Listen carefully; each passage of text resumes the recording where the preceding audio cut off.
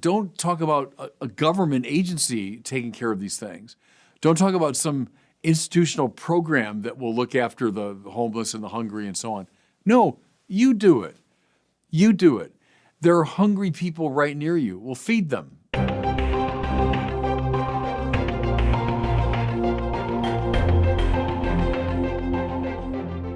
Welcome back to the Word on Fire show. I'm Brandon Vaught, the host and the senior publishing director at Word on Fire. Almost all of us want to be a good person, but how do we actually do that? How do we become a person of love? That's what we're discussing today with Bishop Robert Barron, joining us from Rochester, Minnesota. Bishop, good to see you. Hey, Brandon, how you doing today?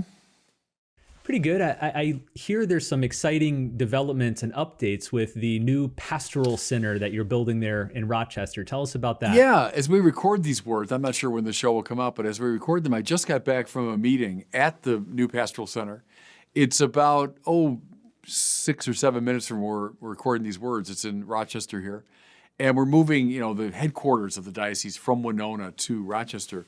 And through a wonderful donation from a great Catholic here and other donors, we got property and we're building a lovely pastoral center.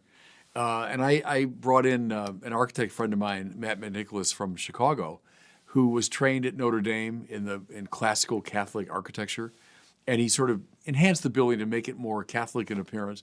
In the center of it, it's got two wings. In the center, though, is a great chapel, and with a rose window and a vaulted ceiling. And it's not finished yet, but we got in today, and I really saw the height of it. And even now, it has a great majesty and beauty about it. So I'm just thrilled. It'll be a huge upgrade for us in the diocese to move from where we had been in Winona to here. And I think it'll be an evangelically important sign to the community, because as you come along, it's a major street. As you come along, you see this beautiful, the back of the chapel with the rose window. From the other direction, you see the facade of the building. And so I think it'll proclaim the gospel in its own way. So very happy about it. When do you expect it to be move-in ready? Well, they say April 30th. So what, about 4 or 5 months from now? And we broke ground in late April. So they build that building pretty fast. So I'm just delighted by that. Well, today I want to talk with you about how to become a person of love. When you ask people on the street, what's the purpose of life? Religious people, non-religious people, probably the most common answer you'll get is to be a good person. Mm-hmm. And you and I have quibbled with that answer. That's not necessarily the full purpose of life, but it does raise the question, how do you do that? How do you become a good person? What does it mean? Now, in answer to that, you've often quoted Dorothy Day, who once said that everything a baptized Christian does every day should be related to the corporal and spiritual works of mercy. In fact, if I'm not mistaken, when you were rector of Mundelein Seminary, you had posters made with that quote, and you hung them up all around the campus. What is Dorothy getting at here, and why are these corporal and spiritual works of mercy so important? It's one of those quotes that was just illuminating from the moment I read it. Certain things you read and it just kind of takes your breath away, and you say, yes, that just sheds light in every direction. I think the reason, Brandon, is it so concretizes what we mean when we say love. So, right, everyone wants to be a good person. Everyone's devoted to love. Great. But what does that mean? It means to will the good of the other. And you say, okay, I get that, but that's still kind of abstract. What does it mean to will the good of the other? And her answer was, it means the corporal and spiritual works of mercy, these works of love, right? An outreach in love to those who are suffering in some way. Now we're talking concretely about the Christian life. I like how Pope Francis likes that word concrete, to make something real. Because we religious people, especially, we can sometimes lose ourselves in gassy abstractions. Okay, so I'm a person of love. Well, that looks like something. It looks like these very particular acts. And so it's a great way of anchoring your spiritual life and your moral life. I just realized maybe there's probably some people listening who aren't familiar with corporal and spiritual works of mercy. So maybe we could back up one step and just give us a basic overview of what these are. We're going to walk through each of them one at a time, but what are these in general? Well, we should just probably name them, right? To feed the hungry, to give drink to the thirsty, to clothe the naked, to provide shelter for the homeless, to visit the sick, to bury the dead. I'm always missing one. Visit the imprisoned. Visit the imprisoned. So they're very concrete, aren't they? They're very particular. No, don't talk about a government agency taking care of these things. Don't talk about some institutional program that will look after the homeless and the hungry and so on. No, you do it. You do it. There are hungry people right near you. Well, feed them, So it anchors the moral life in a way that is both unnerving and liberating. So you listed out the 7 corporal works of mercy. There's also 7 spiritual works of mercy. I thought maybe we could devote a discussion to that in a couple weeks or so. Okay. I want to focus on the corporal works of mercy today. Would you say it's correct that we, as people aiming to be people of love, should use these as a litmus test, that Yes. these are the marks we should measure our love against? Yes, because if you say, all right, to love means to will the good of the other and do something about it. All right. Now, show me. Show me precisely how you're doing that. And it's got to show up in your life as these works of mercy to those who are in need. So yes, I think it's a very good way to ground the Christian life. All right, so let's go through them one at a time. I thought, if nothing else, this might be a good opportunity for all of us to use as an examination of conscience as we're discussing these. Yes. To think through. Yes. Am I following these myself? Yeah. Maybe we can group the first few together. So the first 3 are feed the hungry, give drink to the thirsty, clothe the naked. How do you read these 3? Very basic needs of people that have to be met. Again, we can fly into the realm of abstraction. Oh, I'm helping people. Well, how? There are people who are in need in this most basic way. Now you say, oh, I guess, overseas, so I'll send some money to the missions. Well, fine. I have nothing against that. Please do it. And that is a way of doing the works of mercy. But we can forget, Brandon, very easily. I don't care who's listening to me right now. Trust me, within 10 minutes of where you're sitting, there are hungry and thirsty people. There are. I lived for 6 years, as you well know, in Santa Barbara, California, one of the most, exclusive parts of the world. Oprah lives there, Montecito. Prince Harry lives there. Kevin Costner, movie stars live there. I lived, 15 minutes from where they live. I didn't live in a fancy schmancy neighborhood, but Santa Barbara. But 10 minutes from my house in Santa Barbara, maybe less than that, there were people who were hungry and thirsty on a chronic basis. So don't think that the hungry and thirsty and those who need decent clothing are just in some distant, Asian or African country. They are, no matter where you're hearing me, they are within 10 minutes of you. So what are you doing to help them? Now, homeless shelters and soup kitchens, and great. Believe me, there's one not far from you. I don't care where you are. There's one not far from you. Go, help out. Give money to it. Yes, indeed. Be a presence at a place like that. Yes, vote in accord with some of these principles. Sure, do all those things. But I like the direct involvement, that you personally kind of getting your hands dirty, so to speak. You get involved in these activities. But, think of something, Brandon, as simple as a mom preparing a meal for her kids. Well, that's a corporal work of mercy. She's feeding the hungry, Think of someone who's getting a lemonade for someone who's thirsty after a run or something. Sure, that's giving drink to the thirsty. So it's not like just the dramatic cases of, those who are in dire need, but even those simple gestures of assuaging someone's hunger or thirst. Clothe the naked. There are people who are in need of warm clothing. A lot of people listen to me right now. Within 10 minutes of you, there are centers that provide clothes for people that need them. Babies who are, in poor families that need basic clothing. One thing I mentioned, I think maybe at the Good News Conference, I said the closet is a very interesting place for some spiritual work. What I meant was, you go into your closet and trust me, you're going to find all kinds of things in there that you don't wear, that you haven't worn in ages. Yeah, there's a shirt. Why is that still here? I haven't worn a thing in 3 years. Well, that's a very good sign that it's time to give that away. Someone once said to me, there should be like an expiration date on clothes, like on food. Like if this shirt expired in 2019. Good. Go into your closet and find shoes and shirts and pants and coats that you can and should give away and give. That's clothing the naked, right? So I like the particular concrete quality of these things. You shared that Dorothy Day quote just kind of rocked your world and left an indelible mark. There was a similar quote that I encountered when I was in college. At the time, I was a Protestant, and there was an evangelical writer named Shane Claiborne, kind of an evangelical version of Dorothy Day, wrote a book called The Irresistible Revolution about serving the poor. And he said this, he said, I come to see that the great tragedy in the church is not that rich Christians do not care about the poor, but that rich Christians do not know the poor.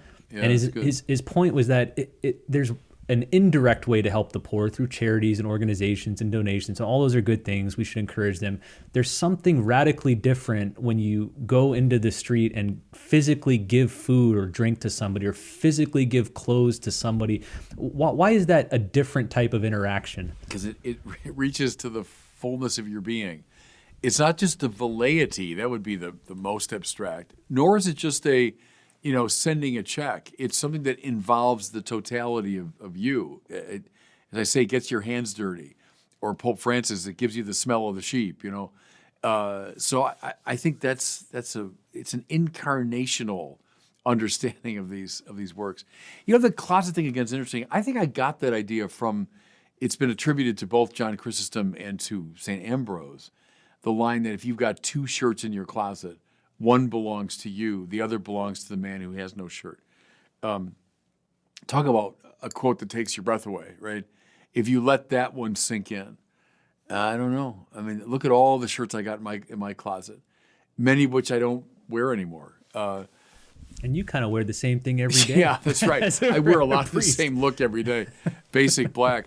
So there's such a good, challenging, and incarnate way of expressing love. So those are the first three of the corporal works of mercy: feeding the hungry, giving drink to the thirsty, clothing the naked.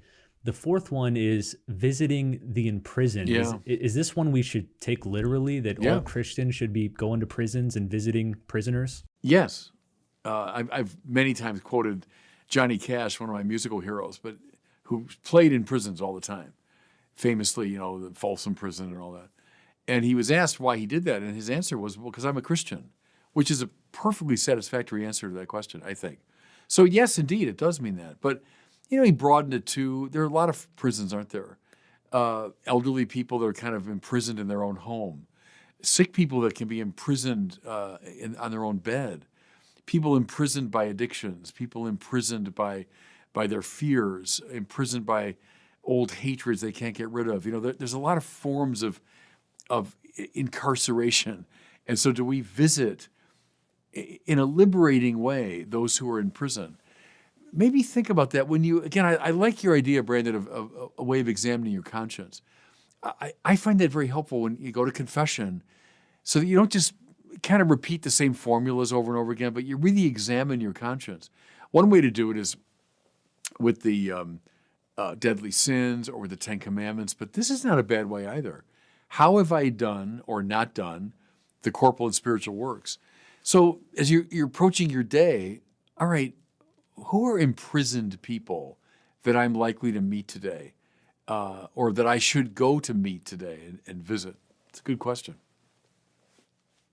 I think there's a lot of us at Word on Fire whom you've counseled and helped over the years. And I know one bit of advice you often give to somebody who's really struggling in a dark period, whether because of depression or doubt or sin, or they're just going through something tough, And a bit of advice you regularly give is go out and do an Yes. act of love. Right. And you Yeah. use these as your reference. Why Yeah. is that the right path to take? I've been saying that for years because I preach that to myself too.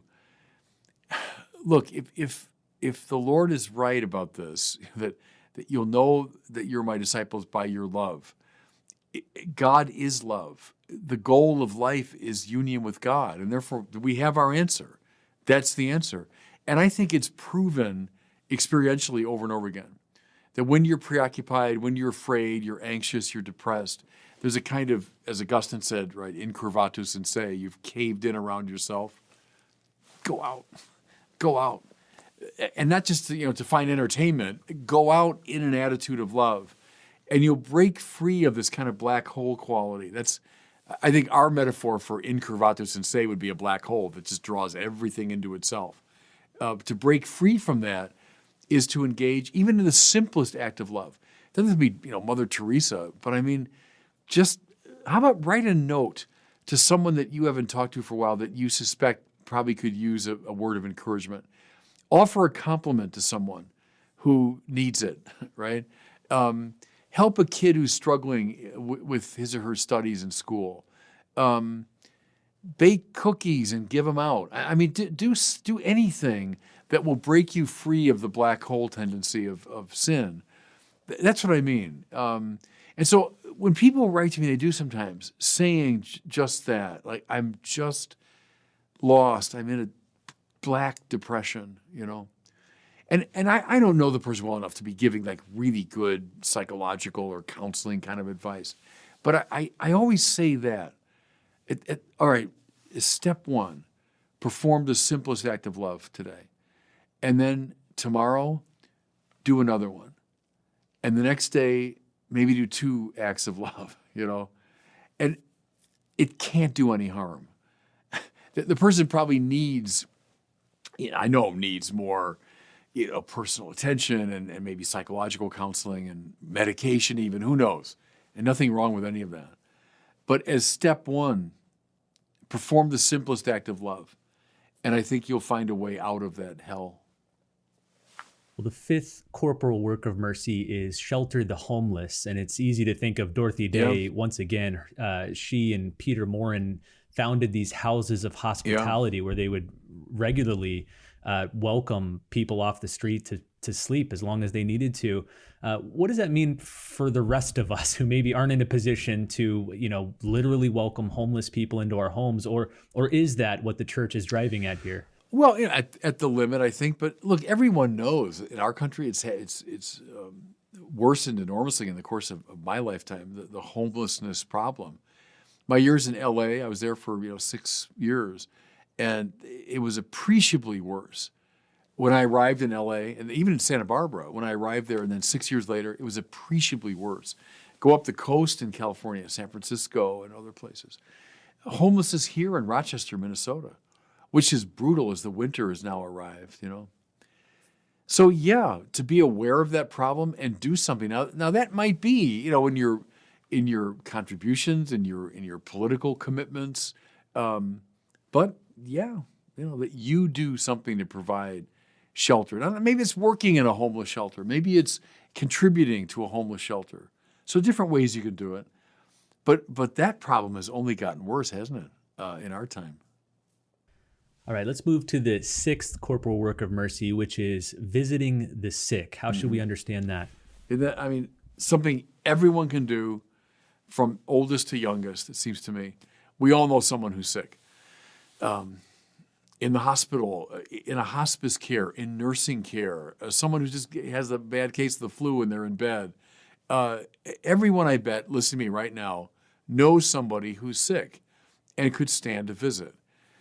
When I was doing parish work, Brandon, many years ago, I was very devoted to this. And not that I found it easy, I didn't. The prospect of getting in the car and driving to a hospital and spending a couple of hours, visiting parishioners. But gosh, I always, without exception, came back from those visits full of joy. I always thought of the psalm. They went out full of tears, carrying seed for the sowing. They come back full of songs, carrying their sheaves. That's what it was like for me when I was go to the hospital to visit parishioners. is I kind of went out with tears, like with some resistance, but I always came back laughing. Always came back with a song. Right? Do it. Do it. Visit people who are sick. We all know somebody.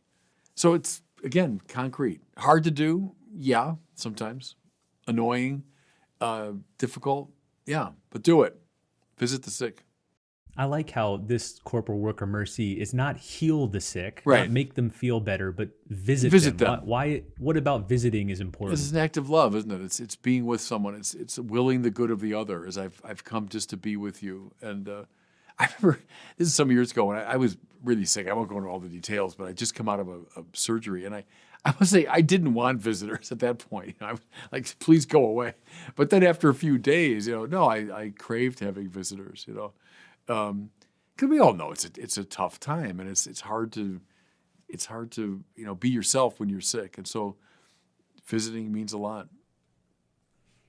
All right, let's turn to the last corporal work of mercy, which is burying the dead. And I know you have a particular memory of your father in regards to this corporal work of mercy, how he practiced it and counted it. It's where I learned the term. 'Cause this one, I was a little kid, and my father, was a good Irishman. He went to a lot of wakes, and he was a salesman. He knew a lot of people, and that combination meant he went to a lot of wakes.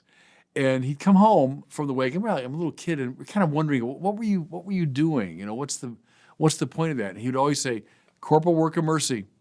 So he must have learned that when he was a kid in Catholic, grade school. So going back into the 1920s. And what do you mean, corporal work of mercy? And you say, well, that's one of them is burying the dead, is that you're attentive to the needs of, those, the families of those who've died, et cetera. And so that's where the phrase first got in my mind. And biblically goes back to Tobit, doesn't it? In the book of Tobit, who buries the dead, who were left lying on the ground and not attended to. And so it was a work of mercy for them and for their families. And so, again, when I was a parish priest, I spent a lot of time burying the dead. I spent a lot of time in funeral parlors, going to wakes, and then presiding at funerals, and then driving behind hearses to cemeteries and doing graveside services. I spent a lot of time burying the dead. I would tell my guys at Mundelein when I was rector, as a priest, you're going to do the corporal and spiritual works of mercy. And one of them is that. You'll be 26 or 7 years old. It's a beautiful summer day, and you're following the third hearse of the week, But that's the game. That's what we do. We do the corporal and spiritual works of mercy. So that's, again, a concrete expression of the church's life. As we wrap up here, I wanted to ask one more question about these corporal works in relation to families. Bouncing off something you said just a little bit earlier is, I talk to a lot of mothers and fathers with lots of kids, and they already feel overwhelmed thinking of adding all these extra corporal works of mercy to what they're doing. But I know for me, there was once a priest who impressed upon me the need to practice these within the family, and how parents are naturally already doing at least six of these things every day. Feed the hungry. Think of all the times, Brandon, you and Kathleen have fed your children and give them a drink when they're... Most days. Well, yeah, a few days you just leave them to starve. No, so right, and clothe the naked. Well, look, how many babies have you brought home, naked from the hospital? And from that moment on, you've been clothing them. So yes, that's absolutely right. And even, visit the imprisoned, not that your kids are in prison, but they'll get imprisoned by all kinds of, their fears or their anxieties or whatever. Visit the sick? Are you kidding? Parents are always at the bedside of sick kids, right? So yeah, that's absolutely right. It doesn't have to be, the dramatic Dorothy Day, Mother Teresa expression, but it can be very everyday. Absolutely.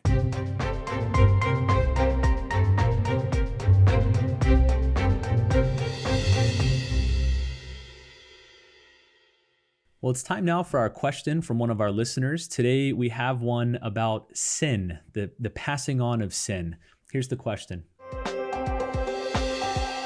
Hi, Bishop Barron. My name is Gigi, and I'm wondering, since I did not inherit the sins of my parents, why did I inherit the sins of Adam and Eve? Thank you for taking my question. Goodbye. Yeah, thanks. It's a good question. But see, I would quarrel with your major premise, because I think willy-nilly, you have inherited your parents' sin. I don't mean that your parents' sin is applied to your own will, like you're responsible for their bad choices.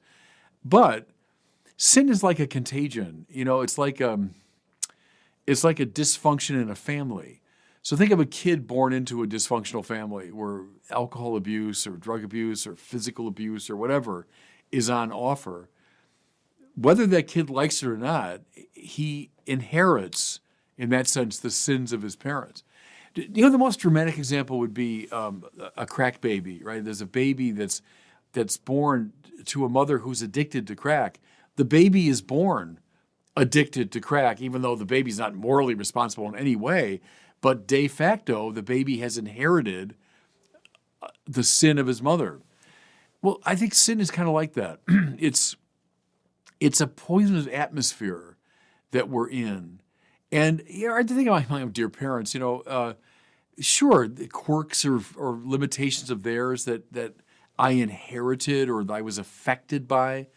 And I think that's the best way to understand original sin, that we do indeed inherit now this whole long history of human dysfunction, beginning with our first parents, but coming up through the whole of human history.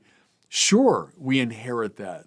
It affects us. Again, not to be assigned to my personal will, but that's what the church teaches. Original sin is not assigned to my personal will, but it's like a poisonous atmosphere. See, and again, that's why we need not just a teacher, we need a savior. We need someone that can come into the dysfunction, but is not of the dysfunction. See, if Jesus is just one more human being, well, they're as affected as I am. They might be smart and interesting, and they might offer some political liberation or whatever, but they won't save us. The Savior has to come from outside the dysfunction and enter into it. We say he's fully human and fully divine, because only such a figure can really save us. He's only human, well, then he's stuck in it with us. He's only divine, well, then he's hovering above the mess. But he's divine and human, now he can function as a savior. And that's why we need him to save us from sin and all of its manifestations. Well, thanks for that question. And thanks to all of you for joining us for this discussion on the corporal works of mercy. Again, probably in a couple weeks here, we'll have a